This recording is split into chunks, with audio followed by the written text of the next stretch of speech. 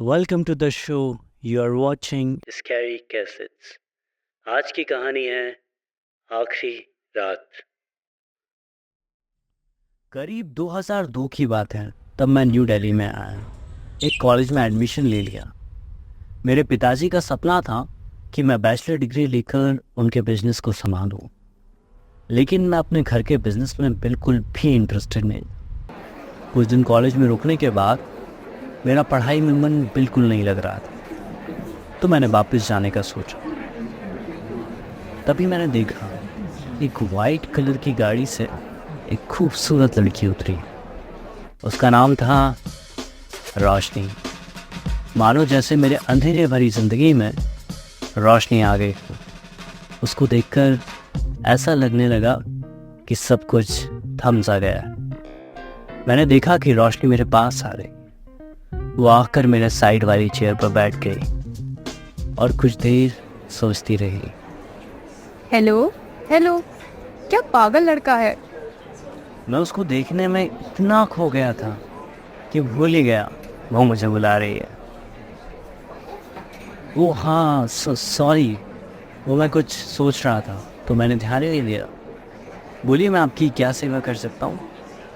कुछ नहीं यार, मेरा कॉलेज का पहला दिन है और यहाँ मुझे कुछ समझ ही नहीं आ रहा है कि कौन सी क्लास कहाँ पर है। क्या तुम मुझे कॉलेज घुमा सकते हो? ज़रूर, क्यों नहीं। मैं भी यही चाहता हूँ कि आपको घुमाता ही रहूँ। सॉरी। नहीं नहीं, कुछ नहीं, चलो मेरे साथ। फिर मैं और रोशनी कॉलेज में घूमने लगे। मैंने उससे कॉलेज के बारे में बताया, अपने बारे में, और सब कुछ बताया। और उस टाइम हमारी दोस्ती हो गई। अगले दिन उसने मुझे कॉल किया। मैंने उसका कॉल पिक किया और उससे पूछा, क्या मैडम सुबह सुबह कॉल? क्या बात है, रहा नहीं जा रहा क्या मेरे बिना? लेकिन इसमें गलती तो हमारी नहीं है। मैं हूं ही इतना हैंडसम कि अगर कोई एक बार मुझसे मिल ले तो मुझे भूलना इतना आसान नहीं है। अच्छा अच्छा, मैंने इसलिए कॉल किया था कि कल जो तुमने मेरी हेल्प की थी, मैं तुमको थैंक्स बोलना तो भूल ही गई। तुम शाम को कॉलेज के बाग में मुझसे मिलने आ सकती हो? क्यों नहीं, क्यों नहीं, आपने बुलाया और बंदा हाजिर है। रोहित, तेरी तो लॉटरी लग गई शाम को यार, क्या बात है। ओहो, तुम कितने एक्साइटेड हो जाते हो बात बात पे। मैं सिर्फ तुम्हें थैंक यू बोलने के लिए बुला रही, बस, और कुछ नहीं। ज्यादा ख्याली पुलाव मत पकाओ अपने दिमाग में। ठीक है, मिलते हैं शाम को, बाय। हम दोनों की बात खत्म हुई। फिर मैं पलंग पर लेट गया और लेटे लेटे पता नहीं क्या क्या सोचने लगा, और सोचते सोचते नींद लग गई। फिर मेरी नींद रात को 8 बजे खुली। मैंने अपने मोबाइल में देखा तो उसमें रोशनी के 25 मिस्ड कॉल पड़े थे। मैंने तुरंत अपनी बाइक उठाई और कॉलेज के पार्क में चला गया।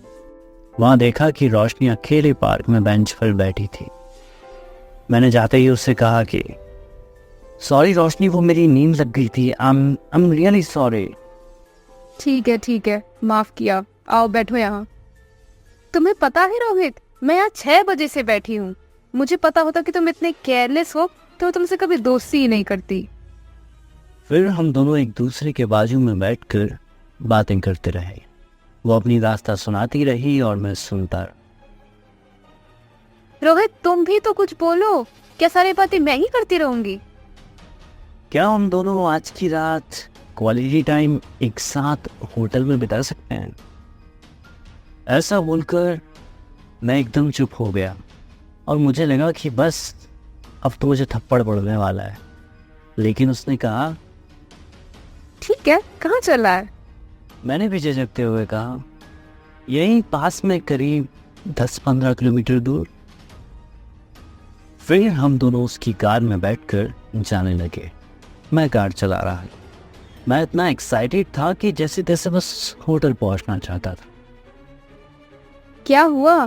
तुम इतनी तेज गाड़ी क्यों चला रहे हो? ज्यादा सब्र नहीं हो रहा है क्या तुमसे?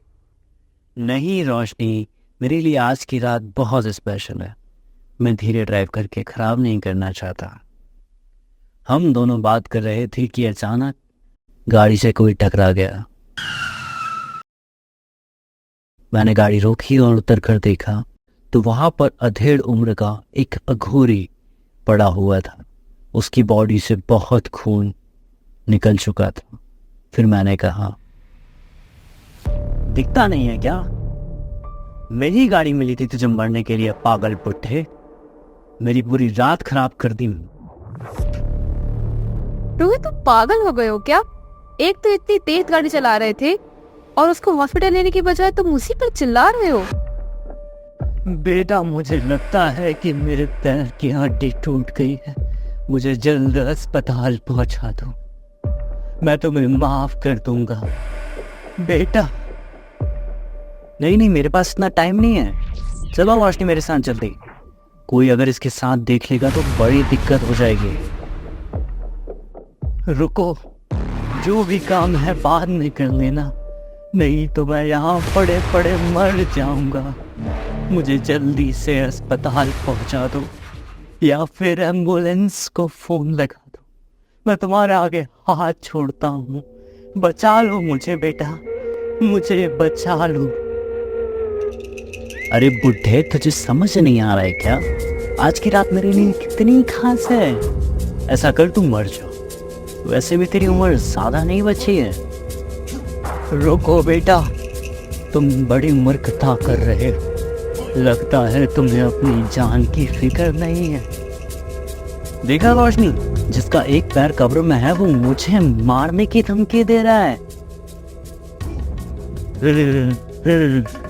जाओ, मैं तुम्हें श्राप देता हूँ, तुम दोनों अगर एक दूसरे के नजदीक भी आए तो वो रात तुम्हारी आखिरी रात होगी। इतना कहकर साधु वहीं पर अपना दम तोड़ देता है। रोहित ये क्या हुआ? ये तो मर गया और ये क्या बोलकर चला गया कि अपन साथ मिले तो अपनी मौत हो जाएगी। रोहित चलो, मुझे मेरे हॉस्टल छोड़ दो प्लीज। अरे रोशनी, तुम डरो नहीं। पता नहीं साला क्या फूक के आया था और खुद को भगवान समझ रहा था। ऐसे कई ढोंगी आते जाते रहते हैं। तुम चलो, अपन बहुत लेट हो गए हैं, 12 बज गए है यार। फिर हम दोनों गाड़ी में बैठकर निकल गए। कुछ दूर चलकर हमें हमारी मंजिल मिल गई। वहाँ पर एक होटल दिखा।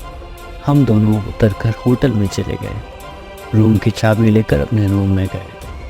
रोशनी अभी भी बहुत डरी और घबराई हुई। उसे लग रहा था कि कहीं साधु की बात सच न हो जाए। क्या यार रोशनी, तुम अभी तक उस बात को लेकर डर रही हो? मेरी बात मानो, ऐसा कुछ नहीं होता है। पता नहीं रोहित, मुझे बहुत डर लग रहा है, कहीं उसकी बात सच ना हो जाए। फिर हम दोनों बेड पर लेट गए। मैंने रोशनी को पकड़कर अपने पास खींचा और गले लगा लिया। देखो, कुछ हुआ नहीं ना? कुछ नहीं होता है, ये श्राप राप सब चूतियापा है रोशनी।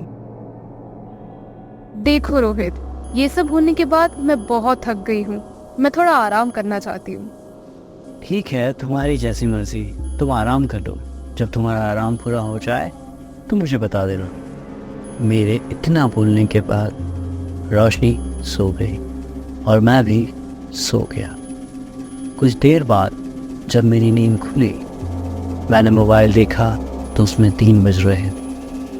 उसके बाद जैसे ही मैंने ऊपर देखा तो मैं सुन रही, मानो जैसे शरीर से आत्मा निकल गई हो। मैंने देखा कि मेरे रूम की सीलिंग पर वही साधु बिल्कुल छिपकली की तरह चिपका था। मैंने जोर से हिलाते हुए रोशनी को उठाया। रोशनी उठो, रोशनी, रोशनी उठो।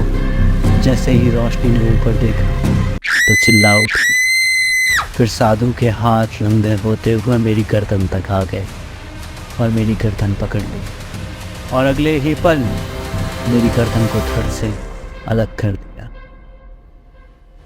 और मेरी रोशनी के साथ मैं हमेशा के लिए बुझ गया। अगर आपको हमारी कहानी अच्छी लगती है तो आप हमें सब्सक्राइब करें और हमें कमेंट करके बता सकते हैं कि आपको कैसी कहानी पसंद है।